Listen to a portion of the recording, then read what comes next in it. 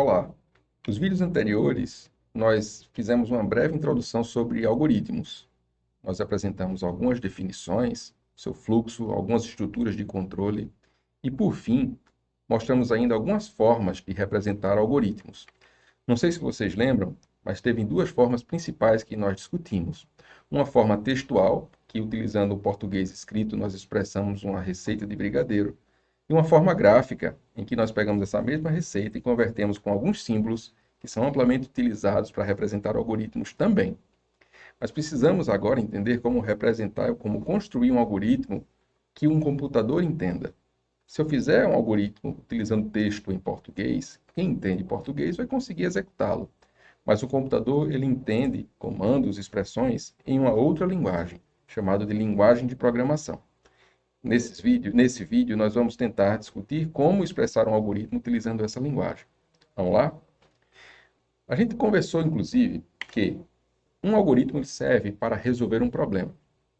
E quando eu falo de resolver um problema, existe uma habilidade ainda maior que é esperado de você que vai programar. Não é só de codificar um programa, mas sim de conseguir interpretar um problema, pensar criativamente em uma solução, às vezes expressar com um papel, num diagrama de blocos ou coisa do tipo, como essa solução ela deve ser satisfeita, para depois sim utilizar da linguagem de programação para escrever essa solução para um computador. Mas aí eu te pergunto, você consegue definir o que é uma linguagem de programação? E o melhor ainda, o que é um programa? Já parou para pensar? Uma linguagem de programação é definido como um método padronizado para expressar instruções para um computador, ou ainda um conjunto de regras sintáticas e semânticas usadas para definir um programa. Ou seja, é um instrumento necessário que nós temos para conversar com o computador. É utilizando essa linguagem. Ele entende essa linguagem. Consequentemente, um programa é um conjunto dessas instruções. Quando você reúne um conjunto dessas instruções em um mesmo documento, em um mesmo arquivo, em um mesmo componente, nós temos um programa. Quando essas instruções juntas conseguem resolver algum problema, realizar algum cálculo ou fazer alguma coisa que espera pela pessoa que programou.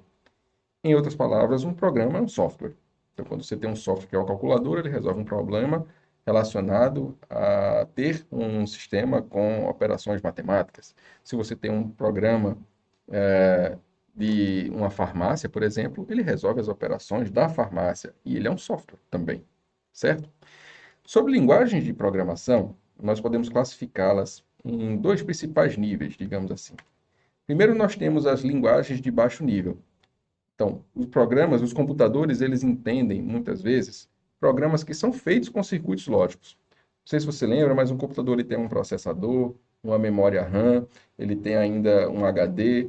Dentro do processador temos alguns registradores, que são lugares onde nós podemos armazenar valores.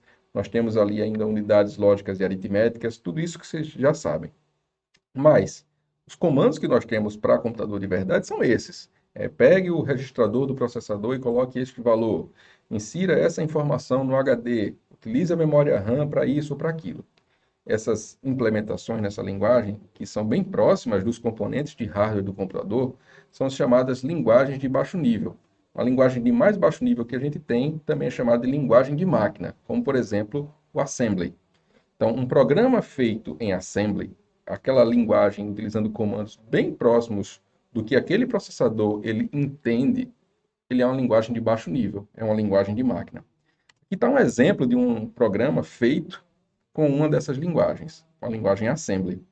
Esse programa, que deve ter em torno aqui de 10, 12 linhas de código, ele serve apenas para mostrar um asterisco na tela.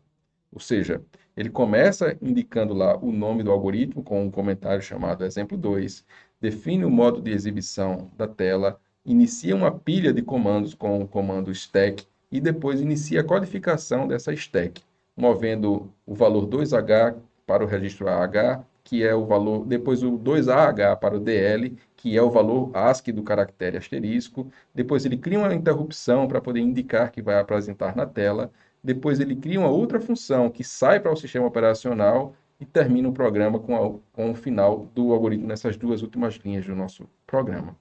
Perceba que para fazer um comando bastante simples, foram necessárias diversas linhas de programação para isso.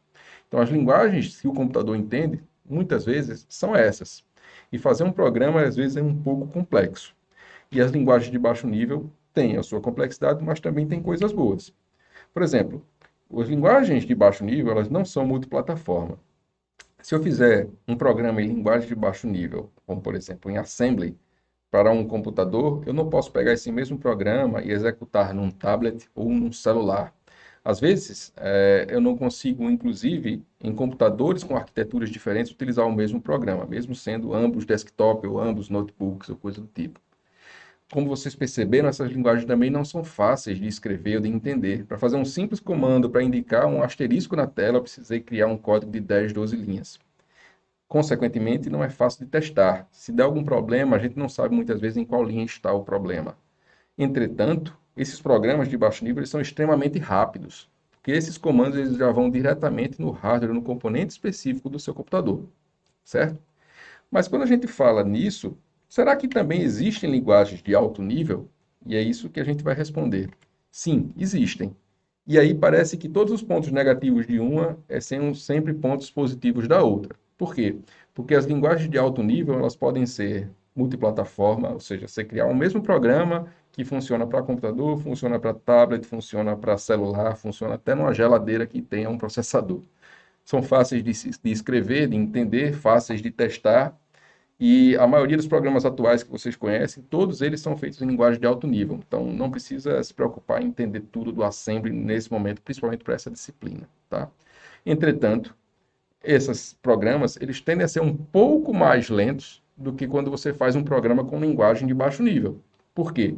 Porque você precisa, em um programa feito numa linguagem dessa, ser traduzido para um programa de linguagem de baixo nível, e esse processo de tradução e execução das instruções de baixo nível, ele acaba demorando um pouco mais para que o seu computador possa responder.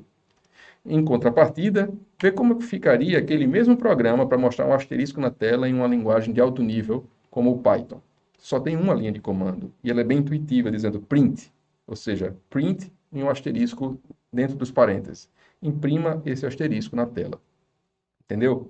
Essas são as diferenças de uma linguagem de alto nível e uma linguagem de baixo nível.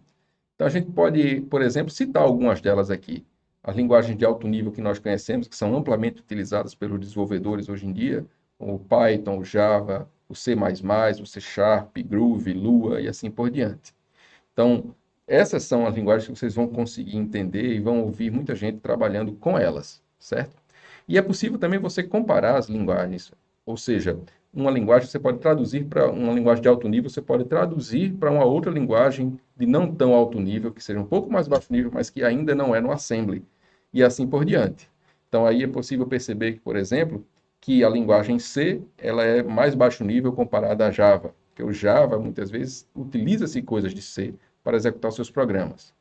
Em contrapartida, o Java é de mais baixo nível quando comparado à linguagem Groove, que se utiliza do Java, é um pouco mais simples, mas precisa de uma outra tradução para o Java para ela ser executada. E o Python também pode ser indicado que é uma linguagem de mais alto nível em comparação ao C. Tem muita coisa de Python que utiliza a linguagem C, que é traduzido para a linguagem C, certo? Mas como é que o computador entende esses programas escritos numa linguagem de alto nível? Como é que ele faz essa tradução? Então, as linguagens de alto nível, elas devem fornecer mecanismos para realizar essa tradução. E normalmente nós temos dois tipos desses mecanismos: os compiladores e os interpretadores. Os compiladores, eles são entidades responsáveis por traduzir inteiramente um código de um programa de linguagem de alto nível. Então, por exemplo, se eu faço um comando, um programa que tem, sei lá, 20 linhas de código, um compilador normalmente pega esse programa, lê linha por linha e executa e cria uma nova versão do programa já traduzida em linguagem de baixo nível para depois, utilizando esse novo programa, já em linguagem de baixo nível, executar. Ele pega toda a instrução, todo um conjunto de comandos e traduz todas elas para depois executar. Então, uma linguagem, por exemplo, como o C, o C++ e o Delphi, utilizam compiladores para fazer essa tradução, certo? Funciona mais ou menos assim. Nós começamos com o código-fonte, que é o código que nós humanos escrevemos. Esse código é passado por um compilador. Depois que se passa pelo compilador, entra-se um código-objeto, ou seja, um programa feito já com comandos de baixo nível, de linguagem de baixo nível, e depois sim entra em um processo de execução com um executador para fornecer a saída ou executar de fato a saída esperada após executá-lo. Já com os interpretadores, esse fluxo ele é simplificado.